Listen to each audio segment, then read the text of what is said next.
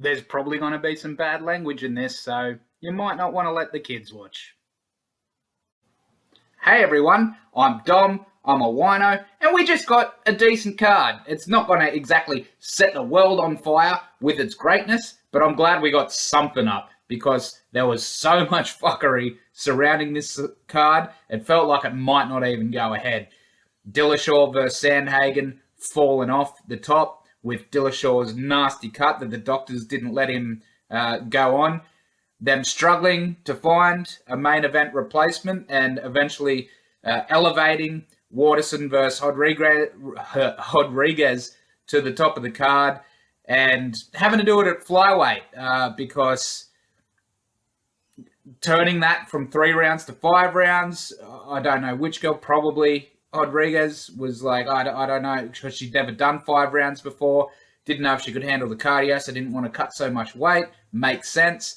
Then you had Diego Sanchez falling out of the Cowboy fight with just the weirdness that's going on with him and his coach, Joshua Fabia, which has been going on for a while, that this latest event's the strangest and seems to be the final straw for the UFC, and just so much other shit all over the card with fights falling out and fights getting changed around and this and that. Up until today, when a fight fell out the day of, which was Amanda Ribas versus Angela Hill. Super spewing about that. I was super excited to see that fight. Big fan of both girls. Amanda Ribas in particular, I think, is a real contender for the future. She needs a bit more experience, a bit more polishing, a bit more learning the craft, but she's already so well-rounded. And her attitude, she's just adorable. Her happiness is so infectious, and there's just no way to hate Amanda Ribas, or Angela Hill for that matter. So I was looking forward to seeing that fight. But at least we got something. And yeah, it was a decent card, like I said. And the main event was a pretty good one in the end. The commentary team, I think up until like the 4th round, were like, oh, this is kind of like a hard sparring match. They're not going super hard at it. But I was like, it's already a good fight up to this point. Rodriguez, in particular, was going super hard early on. And it really did take off in those 4th and 5th rounds where Michelle Waterson, once again, shows she's real strong in those, well, not championship rounds anymore. Haven't been for years. Main event rounds, we'll call them. But the fight played out very similar to how I thought. Like, in the lead up, I did a little breakdown for myself, and I thought Rodriguez had, such great and aggressive striking from range, in the clinch, even from bottom on the ground and top if she can get there. But she also had a very big proclivity to get taken down and controlled. I mean, she's had 5, 6 fights now in the UFC, and 2 of them were draws for very similar reasons, because she won the striking 10-9 in 2 rounds and then got taken down and totally dominated for one of the rounds for a 10-8. That was against Randa Marcos and Cynthia Calvillo. And it was a very similar situation this time. 2 judges gave 49-46. Personally, I had it 48-47. I gave Rodriguez the first 3 rounds. I gave Michelle the 4th, clearly. And I gave Michelle the 5th as well. Not just the big kick that swolled up a bloody golf ball on the side of Rodriguez's face, but also she landed this side kick to the liver that really seemed to have Rodriguez in trouble, but Michelle didn't quite capitalize on that enough. I would have liked to see her be more aggressive, kind of go harder for that takedown and build on what she'd done in the 4th. But you do kind of see that quite often in Rodriguez's fights. Once you get her down, you don't get her down again. So that was the right result. Rodriguez winning. Like I said, I thought 48-47, not 49-46. And it put itself in contention for maybe being fight of the night. up until then, and probably still in my head, the real fight of the night was Gillespie versus Diego Ferreira. Because, wow, what a grappling extravaganza. I just love seeing that type of shit. Just going back and forth. And after that first round, I thought it was almost impossible for Gillespie to win. His, as he said, his heart just to push through because, yeah, he was getting a lot of takedowns, but he couldn't do anything with them because as soon as he got him, he was getting swept, mainly with submission attempts, but also with Ferreira just, not accepting the position and just going for sweeps and whatnot. He was getting beat on the feet roundly. Like, Ferreira was clearly beating him on the feet. And he was so tired at the end of that first round where Ferreira didn't look too tired. He was breathing heavy, but, everyone breathes kind of heavy at the end of a hard round like that, at that pace. But Gillespie could just keep up that pace. And Ferreira couldn't seem to. At the start of the second, he was still working those sweeps, getting himself into those scrambles, creating the scrambles, but he just didn't have the same pop that he had earlier on. And he'd get to a position where before he would, finish the change of position with some quickness, with some urgency, and he just didn't have the gas in him to do it. And his corner was just yelling out to him like, get up now. And you could see on his face, he's like, I'm trying, coach. I'm trying, but I'm running out of gas. And the fact that he missed weight by, 6 pounds or something like that is probably a sign as to why he ran out so quick. But the biggest sign was the absolute crushing pace that Gillespie put on him and just didn't waver in. And by the end, he'd broken him. It was pretty close to the end of the second round. Like, Ferreira just had to move a little, to save himself, to get into the corner, to get back in between rounds. But he was completely broken. Once Gillespie got on his back, full back mount, and flattened him out and was hammering them punches, it was like Ferreira was like, well, this is just it. It's done now. So that was an amazing performance by both men, but especially Gillespie, and what I thought was fight of the night. The co-main event, oh my God, that was so sad to see, but a very impressive performance by Marina. Came out hard. Cerrone was expecting it and went straight in for the double unders and tried to slow it down, but Marina just couldn't be stopped in that one. He was throwing more punches than Cerrone, he was landing more punches than Cerrone, and he was throwing them a lot harder. Cerrone's biggest thing was that body kick that he landed about 3 times, and it was very significant, but Marina just kept pushing through it. And he's got these hard thudding punches that really reminded me of his first fight, which was a heartbreaker for me because he was up against Kyle Noak. As an Australian, I was always a fan of Noak, and in the first round of that one, Marina just landed this big, I think it was an overhand right again, right on Noak's nose and broke it. And Noak even won that round, but Marina just kept building on that from there, and it ended up being a decision win for him. And what I noticed about Marina in this one is he throws that overhand. He said he didn't want to throw the overhand. He didn't want the looping punches. He wanted the straighter punches. But he throws that overhand very similar to Chuck Liddell. Like, he kind of loops up like that, keeps the arm basically straight, and comes down, hitting with that part. He smacks her, like, the side of the index finger and the thumb there. Smacks Cerrone in the face with that one, which was the first punch that rocked Cerrone. And then he hit him with another one almost exactly the same in the lead up, in the finishing sequence of blows that finished Cerrone in the end. So heartbreaking to see Cerrone cop another loss like that. That's like 4 losses, a draw, and another loss in a row. So you don't know how much more slack the UFC is going to give him. Hopefully they'll give him at least one more lightweight fight, because he said he wanted to be at lightweight, and this one ended up at welterweight again. But he's got to really either turn around soon or hang up the boots, because, yeah, it's getting hard to see. Now, the next fight down the card was Jeff Neal versus Neil Magny. And I thought the judgment was fair. I thought Jeff Neal could have won that in the first and second rounds. I kind of had him winning the first and second rounds because, yes, Neal had more volume. He was grappling, like Jeff Neal, definitely. When I said Neal had more volume before, I meant Neil Magny. This is going to be hard. I might fuck this up a couple of times because Jeff Neal, Neil Magny, I'll call them both Neil at some point.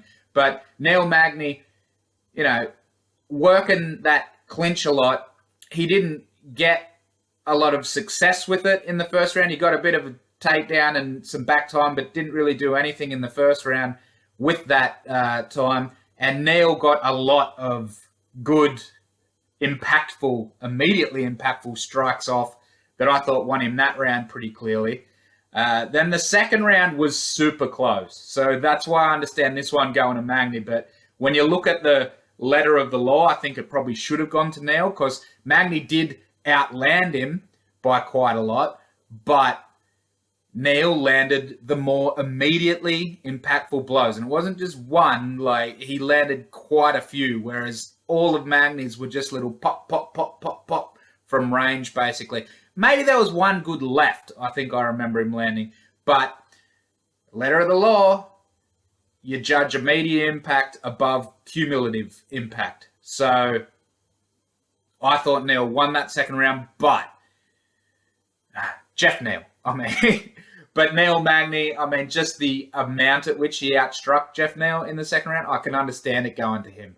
Whereas the third round was clearly Neil Magny. So just shows his class, just shows that he's defended that position as a gatekeeper to the higher end of the top 10 because he's nestled into the lower end of the top 10 pretty comfortably. He beats most of the people coming through. If anyone beats him, they tend to make it to the top of the top 10. And when he fights people at the top of the top 10, he tends to get beaten. So he's kind of consolidated that position once again. Jeff Neal, I did think was going to win coming in. I thought he did win on the letter of the law, but as you're watching a fight, yeah, you'd probably say Magny won, just as visually.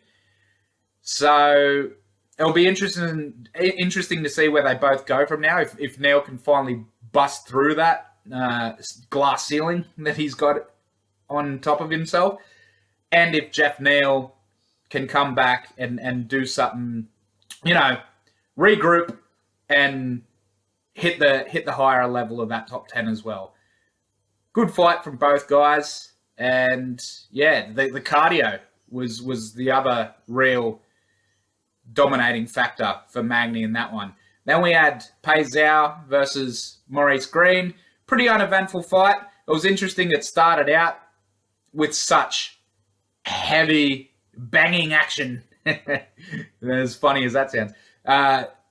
From the big heavyweights, but then just ended up basically being Pei Zhao lying in Green's half guard for most of the fight. And the commentators were like, well, why isn't he advancing position and going for the finish? And yes, I understand if you want to elevate your career quicker, you want to go for those finishes and the excitement, you want to impress the bosses, you want to do that. But also, I kind of understand what Pei Zhao was doing because, one, half guard's the easiest position to keep someone down, and Green is very dangerous on the feet, as was evidenced by that just early flurry from both guys. So once Pei Zhao got him down and realised how easily he could keep him in half guard, I'm pretty sure he just wanted to do that and just stay busy enough not to get stood up and just easily win 3 rounds, which is exactly what he did. The moment of controversy in that was the hit after the bell at the end of the second round, which I didn't think was as bad as Herb Dean made it out to be. It seemed like he was already throwing the strike when the bell rang, and then he kept throwing it, which you see happen all the time. I think it was more Herb's fault than Pei Zhao's because he said stop when the bell rang and the punch was kind of already in action, and Herb was a bit slow to get in the middle of him. As Uncle Chael says, a verbal stop by the ref isn't what stops the fighter. It's the ref actually getting in the middle of them and separating them. So, yeah, it hit after the bell, but I feel like it was thrown on the bell. And you see that happen all the time. Not the worst thing I've ever seen. And for Herb to get so serious and even call the commission and look like they were going to stop the fight was a bit strange to me. So, yeah.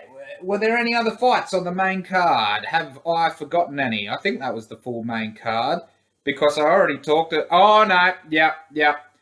Hawes versus Dorcas opened up the main card, and that was just a war of attrition, really, because I had Dorcas winning the first round, a close one, but Dorcas probably got it once again on the impactful action, one with the strikes and also getting that sweep. Like, Hawes had some top time.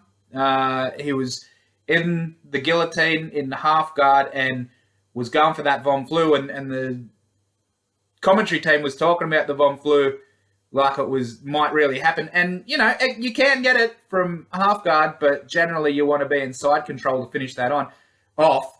But then Dorcas did a really good, like a bridging sweep from there and got some time himself, probably had the more impactful strike. So I gave that first round to him. Second round was really interesting. I did give it to Hawes, but Dorcas with that amazing kind of high kick into a back fist, like missed the high kick and parlayed it straight into a back fist that really rocked Hawes and then piled on the pressure and the strikes. That happened right at the start of the round. But for the rest of the round, Hawes was putting it on Dorcas and didn't land anything as impactful, but did land good impactful strikes and just pretty much swept the rest of the round. And you just saw Dorcas wearing more and more and more. Once again, cardio being the big factor in this one, like in the Neil Magny fight. Because what was so interesting about that was Dorcas thought he was going to be the one to out-cardio Hawes because Hawes is, you know, big and muscular and you put him in the clinch and they'll wear out. But no, it didn't happen this time. It was Dorcas who wore out. And then Hawes clearly won the third round. And it was interesting that all three judges gave him a 10-8. So that was good to see. So, yeah, that's the main card. Definitely Hawes win for that last one.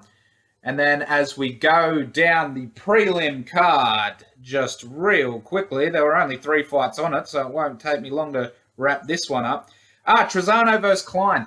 Similarly to Kamaka versus Brown last week, I thought this was kind of close-ish to a robbery without you being actually being able to call it a robbery. I thought Klein did win. Not as much as I thought Kamaka won the week before, but I thought Klein had the better strikes in the first round. Even though Trezano had the forward pressure, like I think I've discussed in my videos before, forward pressure and octagon control don't mean anything unless the striking and grappling are both actually equal. That's when aggression and octagon control come into it. Forward pressure works for you in terms of wearing your opponent down and making them be on the back foot the whole time and making your own strikes better. But if you've got the forward pressure and your opponent is still outstriking you, they're winning. And I thought Klein outstruck him pretty clearly in the first round and then finished with the takedown to kind of put the cherry on top. Then the second was closer, but I still thought Klein was probably outstriking him a little bit, and then once again put the cherry on top with the takedown. And DC talking about the takedown scoring so much, I don't think it's so much that the takedown itself scored that much because he didn't really do much with either one, especially the second one. He just was actually getting punched a lot by Trezano when they were down there. But it was more of a point of difference. Like in the second when the striking was kind of close, kind of even, well, you got to give Klein the grappling just on the takedown, even if he didn't do much with it. So I gave Klein both those rounds, and then Trezano's pressure really started paying off in the third round, and I did think Trezano won that third. So the second, yeah, you could see it going either way. I thought, you know, was pretty clearly Klein's fight, but it went to Trezano, and it's not like I'm going to riot about the result. Fair enough, I saw where it came from. The second fight of the night, I got to admit, I didn't really pay attention to the first round because I was taking a shit. But the second round seemed to me to be 9-9. I thought Njukwi won the second round, but he did get the point deduction for the low blow. And then Ji-Yoon Park clearly won the third round. And from what I heard about what happened in the first round, because like I said, I missed it, Ji-Yoon Park basically did the same thing in that round. So, yep, another good result for Ji-Yoon Park. He's, slowly building himself to a nice spot in the division. A little early to be jumping out, calling him a big contender or whatnot, but I think sometimes this is the better way to go about it. Just kind of slowly build up your wins at the bottom of the division before you're fully ready to take on not even the top of the division, but the guys kind of gatekeeping that top. So, yeah, one to keep your eye on in the future. And then the opening of the card, not a whole lot to talk about, but it was fun. Harris, I believe it was. Like Carlston, Harris. Oh, I've hit the wrong button. Excuse me for a sec. Harris versus Christian Aguilera, which always freaks me out because it's got the same letters in as Christina Aguilera, except just the I and the N switched around in Christina, and Christian. But anyway, a real quick fight. They didn't really get too much past the feeling out process. Christian Aguilera landed a big uppercut that really seemed to rock Harris. But then Harris got that back later with a big, I think it was an overhand right, but it may have even been a left, that also rocked Aguilera. And I believe, because it was a while ago, forgive me if I don't remember exactly what happened, believe Aguilera, was feeling the pressure a little bit at that point, dove in on a takedown, and then just a beautiful anaconda from Harris. Textbook anaconda. Got the lock in pretty much straight away as soon as the takedown came in, and then just did the roll. Did the gator roll to finish off the anaconda for a nice little start to the card. So yeah, that was the entirety of the card. As I said at the start of the thing, it's not the best card you'll ever see in the world, but some things to keep your eye on. I think Morono going forward is going to get a lot of confidence out of that Cerrone win, even though it seems like Cerrone is on the decline. Magny, once again, keeping his kind of spot. I was going to say he could be on the rise too. Maybe, but you see that a lot with Magny. He has these good performances against these upcoming prospects, and that's what makes him a high-level gatekeeper. Like, you've got different levels of gatekeeper, and he's one of the highest. And Rodriguez is really shaping up to possibly be a future contender at strawweight. She's going to need to work on that get-up game, because a lot of her takedown defense is good, and especially in the clinch when people try to take her down, she's great at punishing them with strikes, but she's definitely got some holes in her game that the absolute top of the division will take advantage of. Once again, I may have mentioned this girl in almost every strawweight fight I've talked about, but Tatiana Suarez would probably gobble her up with some takedowns and ground time. So she's going to need to work on those holes, but she's definitely one for the future, and she's looking good. And she showed she can go the 5 rounds. Not at strawweight yet, but it was on short notice 5 rounds. Like, not a short notice fight, but short notice knowing it was 5 rounds. So, yeah, one to keep your eye on for the future. And then we got Gregor Gillespie, who was looking like a top prospect, kind of got checked a little by Kevin Lee, and showed once again that he does have the chops to possibly become a real contender in the lightweight division. I'd love to see him against RDA next. I think that's a great fight. I'm being a bit mean to RDA in that one, I think, because RDA's biggest weakness has been strong grapplers. Like we saw Kamaru, Colby, Chiesa all basically dominate him at welterweight. But that's welterweight. It's not lightweight. So who knows? Maybe his grappling will be a bit stronger at lightweight. Even though his grappling's strong at welterweight. I'm not shitting on RDA here. But I think RDA versus Gillespie would be a good one. And yeah, I've actually rambled a little longer than I thought on this one. I didn't think I'd be able to fill much time with this card. But here we are. That's my thoughts on the card. Hope you enjoyed it. And yeah, I'll see you guys next time. Cheers.